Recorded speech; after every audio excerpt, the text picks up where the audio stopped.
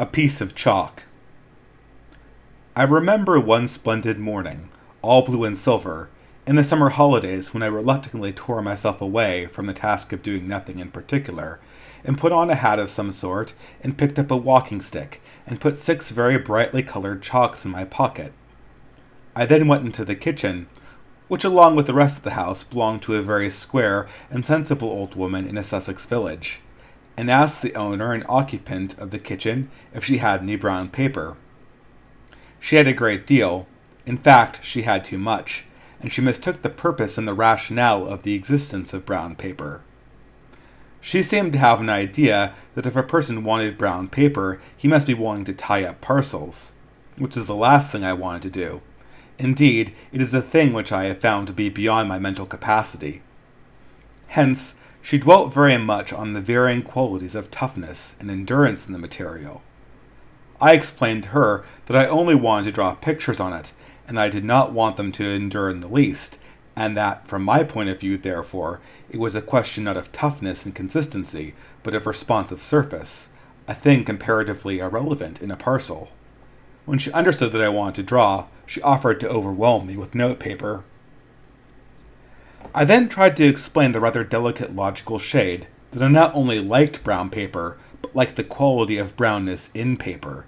Just as I like the quality of brownness in October woods or in beer, brown paper represents the primal twilight of the first toil of creation, and with bright-colored chalk or two, you can pick out points of fire in it, sparks of gold and blood red and sea green, like the first fierce stars that sprang out of divine darkness. All this I said, in an offhand way, to the old woman, and I put the brown paper in my pocket along with the chalks, and possibly other things. I suppose everyone must have reflected at some point how primeval and poetical are the things that one carries in one's pockets.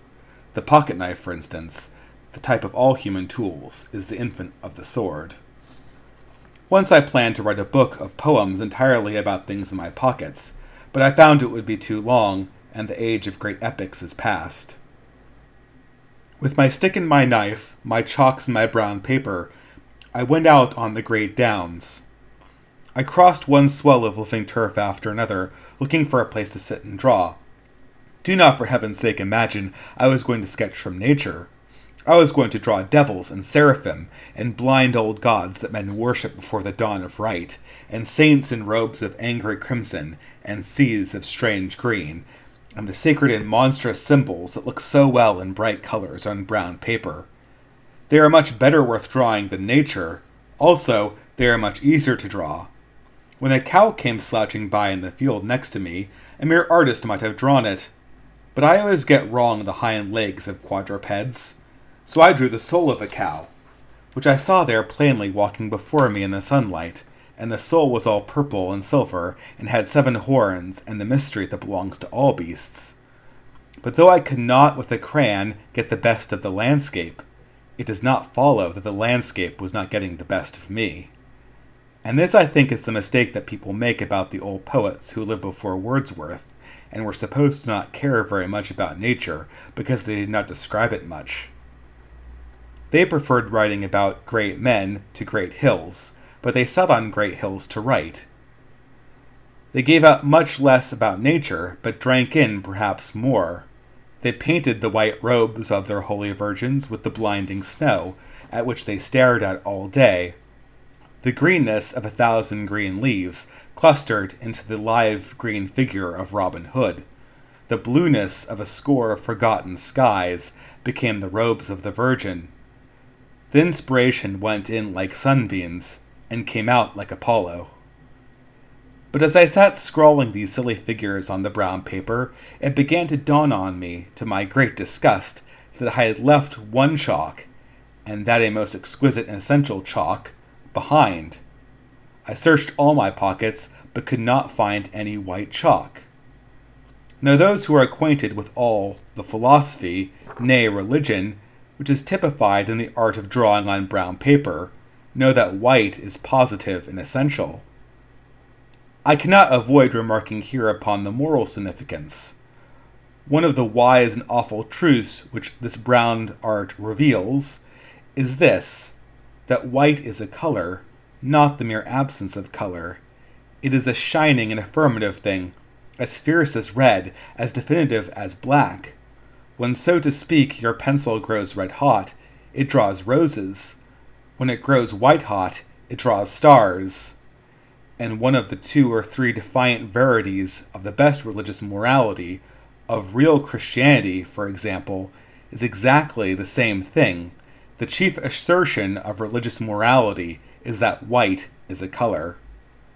Virtue is not the absence of vices, or the avoidance of moral dangers. Virtue is a vivid and separate thing, like pain or a particular smell. Mercy does not mean not being cruel, or sparing people revenge or punishment. It means a plain and positive thing, like the sun, which one has either seen or not seen. Chastity does not mean abstention from sexual wrong. It means something flaming, like Joan of Arc. In a word, God paints in many colors, but he never paints so gorgeously.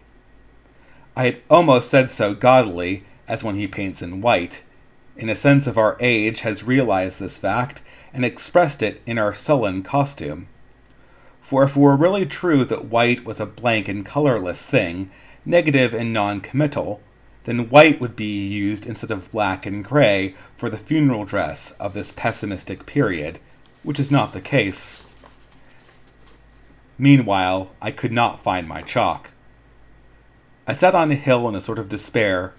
There is no town near it which, even remotely probable, there would be such thing as an artist's colorman, and yet, without any white, my absurd little pictures would be pointless, as the world would be if there were no good people in it.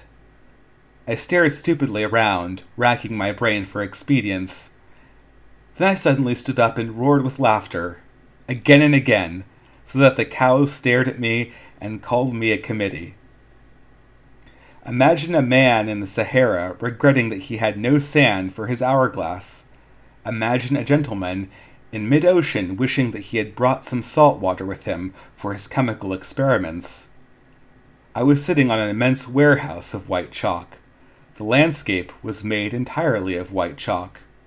White chalk was piled more miles until it met the sky. I stooped and broke a piece of the rock and sat on it. It did not mark so well as shop chalks do, but it gave the effect, and I stood there in a trance of pleasure, realizing that this southern England is not only a grand peninsula and a grand tradition and civilization, it is something even more admirable. It is a piece of chalk.